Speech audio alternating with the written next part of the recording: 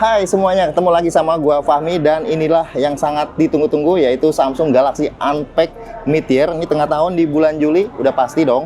Yang keluar adalah Samsung Galaxy Foldable Phone-nya yang terbaru. Yang kali ini ada Samsung Galaxy Z Fold 7 dan Samsung Galaxy Z Flip 7. Tapi di video ini gue pengen fokus dulu ke Samsung Galaxy Fold 7-nya dulu ya.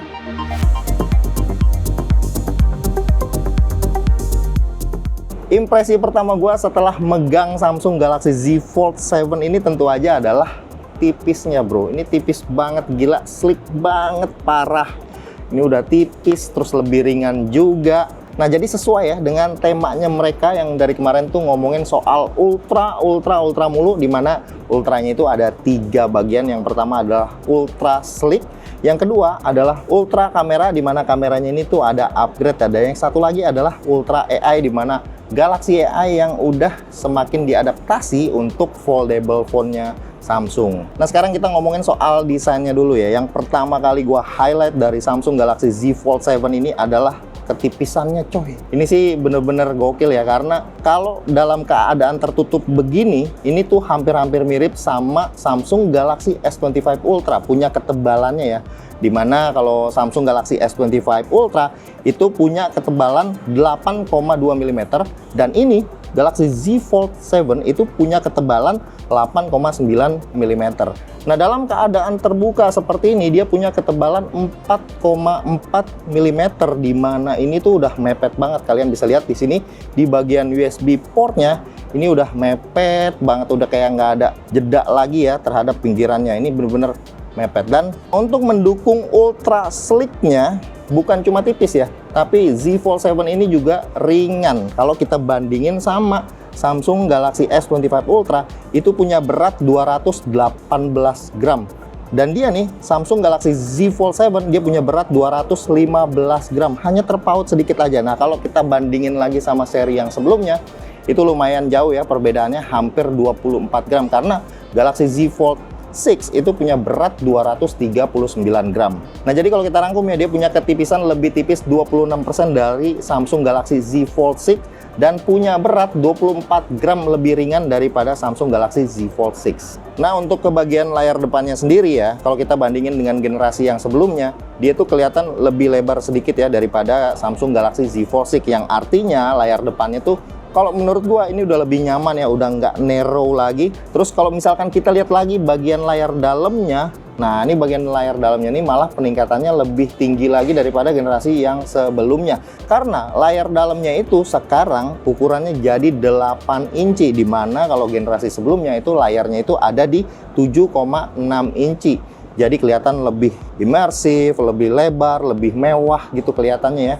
Jadi nambah mantap kalau buat gunain layar dalamnya. Kalau misalkan digunain hanya untuk layar depannya aja, menurut gua udah oke ya. Ini udah hampir-hampir mirip kayak gua pakai HP pada umumnya. Tapi kalau misalkan kurang, nah layar dalamnya itu lega banget dengan ukuran 8 inci. Nah sekarang kita ke bagian engselnya nih. Kalau menurut gua engselnya ini udah oke lah, karena HP Samsung dari dulu tuh dia punya engsel yang sangat-sangat cakep, bagus. Bahkan dalam keadaan terbuka sampai ketutup kayak begini pun nyaman-nyaman aja ya buat dibuka tutup gitu ya.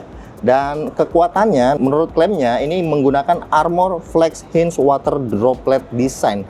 Nah untuk bagian layar dalamnya ini juga jadi lebih kuat lagi, katanya 50% kekuatannya bertambah untuk bagian layar dalamnya, namanya Ultra Thin Glass-nya ya. Nah untuk perlindungan layar depannya sendiri dia udah pakai ceramic glass sama ya seperti kayak di S25 Edge. Jadi bagian layar depannya ini udah lebih kuat daripada generasi yang sebelumnya. Nah keseluruhan untuk bodinya dia udah pakai Corning Gorilla Glass Victus 2 ya untuk bagian bodi belakangnya. Nah sekarang kita body tour sedikit ya. Ini sebelah kanan ini ada volume sama tombol power seperti biasa. Nah tombol powernya ini sekaligus sama fingerprint biometriknya ya. Nah ke bagian atas ini ada grill speaker sama untuk slot SIM cardnya ya. Terus ke bagian bawah ini ada port USB-C, mic 2 biji sama grill speaker. Nah kalau untuk ke bagian belakangnya ini desainnya nih hampir-hampir mirip ya sama generasi sebelumnya. Jadi di bagian kameranya itu ada frame lagi, jadi lebih menonjol kameranya karena dia udah menggunakan sensor yang lebih besar untuk kamera utamanya daripada generasi yang sebelumnya.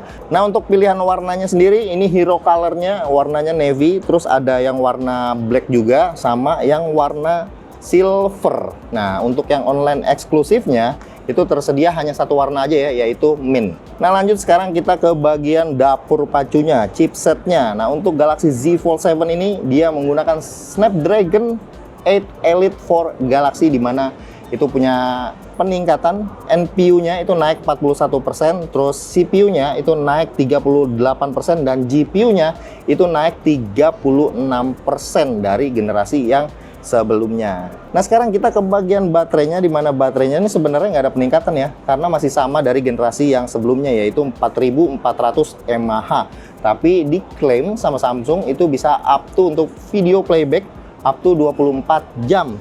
Ada hal yang baru juga dari Samsung Unpacked ini adalah One UI-nya nih. Nah, di mana One UI 8 ini launchingnya itu bareng sama Samsung Galaxy Z Fold 7 dan Z Flip 7-nya. Dan yang lebih menarik lagi adalah Android-nya nih. Ini adalah HP pertama nih, kalau menurut gua HP pertama ya. HP pertama yang mendapatkan Android 16, langsung built-in Android 16 di dalam HP-nya. Menurut gue ini menarik ya, karena Google aja belum ngeluarin Android 16 untuk device-nya. Dan Samsung ini langsung dapat built-in di HP-nya dengan Android 16, dan sekalian mereka memperkenalkan One UI 8. Nah, sekarang kita ngomongin bagian kameranya, di mana Samsung ini bilang kalau ini adalah ultra kamera untuk foldable phone-nya mereka. Nah, pada saat diumumin ada ultra kamera gitu, gue juga udah curiga ya. Pasti nih kamera utamanya dia akan dipakein sensor yang sama kayak Samsung Galaxy S25 Ultra, yaitu sensor 200 megapiksel, yang artinya ini HP punya kamera utama yang setara dengan Samsung Galaxy S series yang paling tertingginya, yaitu ultranya. Nah, untuk kamera ultra wide-nya sendiri dia masih pakai 12 megapiksel, tapi ada upgrade ya, 50%-an lah lebih terang, lebih mampu menangkap cahaya dibandingkan generasi sebelumnya, dan udah ada autofocus untuk kamera ultra wide-nya, yang artinya kamera ultra wide-nya itu bisa dijadiin untuk motret makro ya, makro fotografi, sama kayak di Samsung Galaxy S25 Ultra.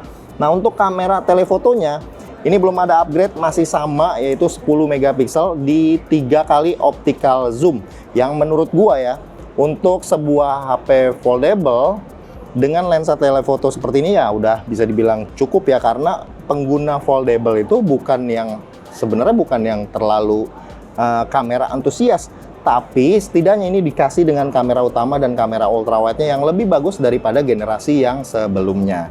Nah, upgrade lagi di kameranya yaitu kamera depan, di mana kamera depannya ini meskipun sensornya itu yang 10 megapiksel, tapi dia punya 17% ya, lebih lebar. Jadi kalau misalkan kita mau buat pakai selfie di kamera depannya, ya meskipun kalau misalkan kita pakai HP foldable biasanya kita pakai yang model seperti ini buat menggunakan kamera belakangnya untuk selfie. Nah, tapi di kamera depannya ini sekarang udah cukup lebar. Jadi misalkan kalian mau selfie dengan pemandangan yang luasnya belakangnya dapat kelihatan semua, lebih lebar lagi ya, ini udah oke menurut gue ya, karena 17% lebih lebar dari yang versi sebelumnya. Dan untuk kamera dalamnya dia udah nggak pakai sistem kamera under display lagi ya, UDC ya kalau nggak salah ya namanya ya. Sensornya itu naik jadi 10 megapiksel kamera. Nah, menurut gue ini menarik ya, kamera dalam ini kan biasanya kepake kalau misalkan kayak kalian lagi kayak Zoom meeting gitu, lagi meeting online. Nah, bisa gunain kamera dalamnya dan hasilnya lebih bagus lagi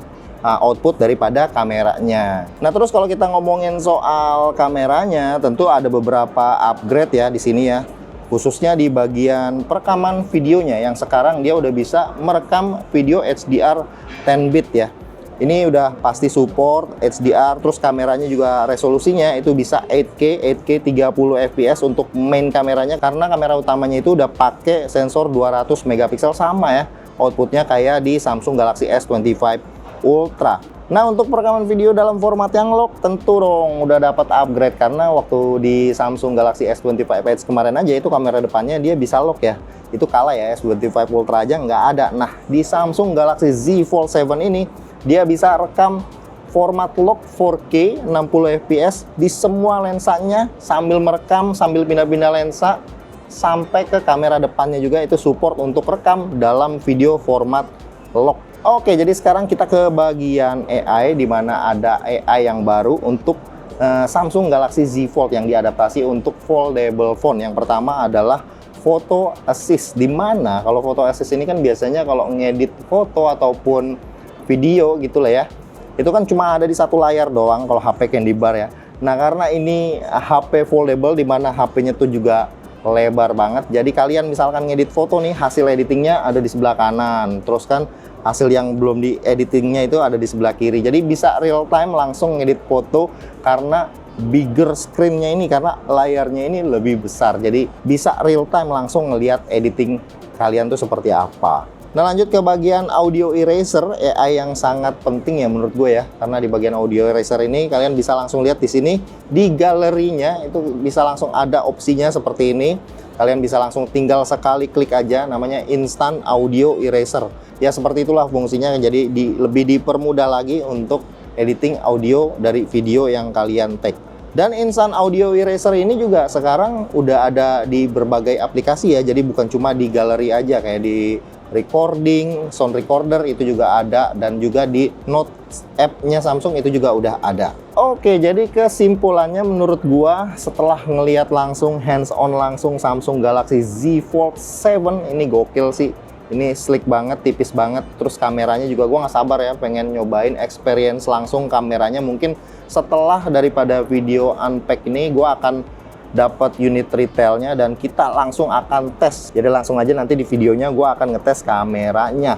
Dan yang terakhir mungkin AI-nya kali ya. AI-nya ini udah lebih lengkap lagi, jadi lebih diadaptasi untuk foldable phone-nya Samsung. Terakhir paling ke harga nih, Galaxy Z Fold 7 akan tersedia dalam 3 tipe memori, yaitu 12256, itu harganya 28.4999. Terus yang 12512 itu harganya 31.999, dan ada yang 16 1 TB dengan harga 34.999.